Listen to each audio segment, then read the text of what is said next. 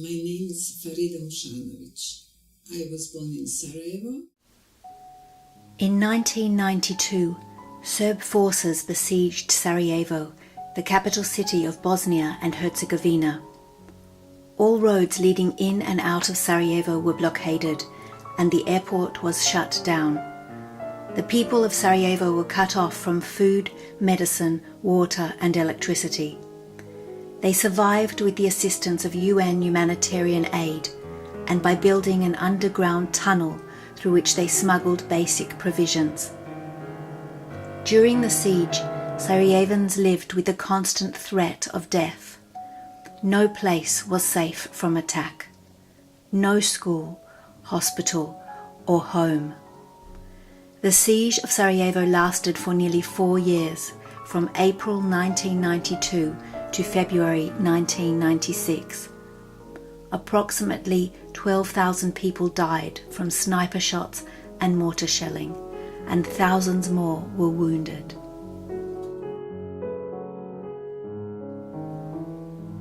When the war began, Farida was working at the Music Academy of Sarajevo, which specializes in classical music training for gifted secondary school students. At that time, I was working at music school. I am a piano teacher, and I was elected to be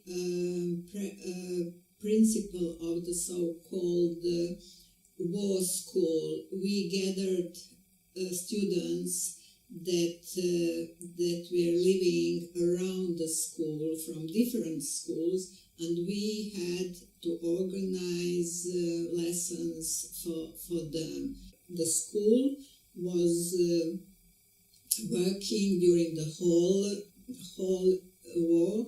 We never stopped except when we had heavy shellings. So that was a way how I wanted to fight the war. I wanted my students to give them education the best they could have. And even when we didn't have electricity, when we didn't have water, when our windows were smashed and we had some sheets of nylon on the windows, we kept going. After 9 months of war, Farida and her husband Mirza were desperate to get their 2 daughters out of Sarajevo. Mirza was chief of oncology at the Sarajevo hospital, and he managed to arrange with a soldier whose aunt he had previously cured of cancer to smuggle his daughters onto a UN convoy of Croats leaving for Croatia. They had half an hour to pack and say goodbye. Farida's younger daughter, Alma, had been offered a scholarship to Mount Holyoke College in the United States before the war began.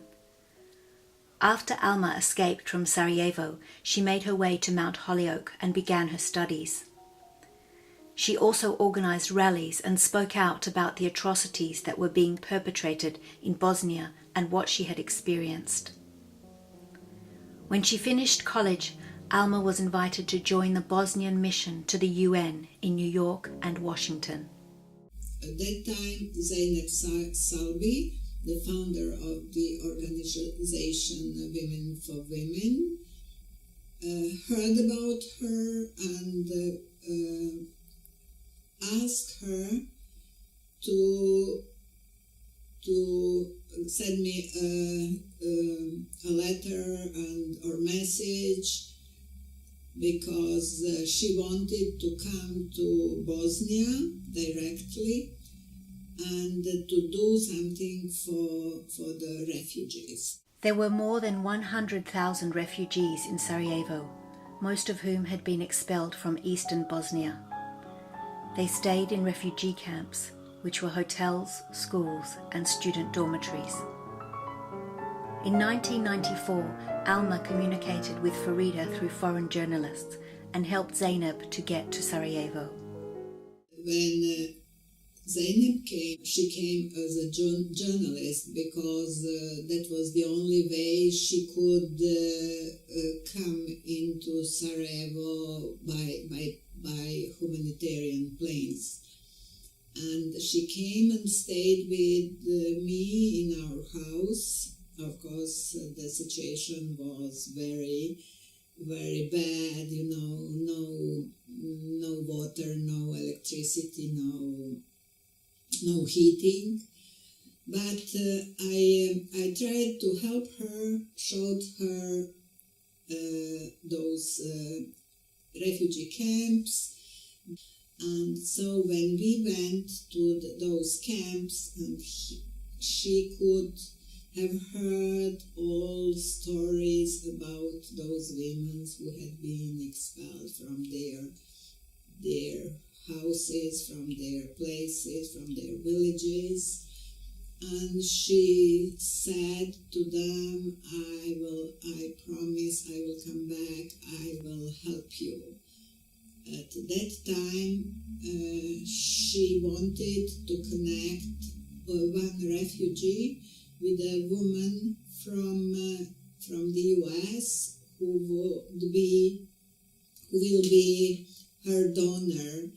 And when she left, many refugees didn't believe it. But in a month, she started sending money, and as she asked me to be her first field representative, I got the first list of 14 women that were chosen in those dormitories, refugee camps. I had difficulties even to deliver that money to the camps, refugee camps, because during the war, because when I got that money, I would go first to the refugee camp called the Central Hotel, and then I would go up hills to the students' dormitories, and they were very exposed to the shellings, to the snipers, and I always thought, oh, please don't shoot me before I deliver this money. Each woman would receive the gift of sponsorship, money which she could use to buy a kilo of potatoes. Some women also received letters from their sponsor sisters in the United States. We didn't have communication with the world. We thought we were left alone, and we were left alone. But if you knew there was a woman in the far away of the world thinking of you, supporting to you, helping you, it was of great importance to go on, to manage for survival even. So those letters, some of them came even through the tunnel because the post didn't work, were of the great importance. When a woman got the letter, it was a big, big joy. I remember when I went there with the letters, women whose name were not called were very disappointed, and there was big, big happiness for women who got the letters, and they shared the letters. They read the letters loud, and it was big, big emotional support for them. You can help a woman survivor of war rebuild her life. Sponsor a woman and help change the world, one woman at a time.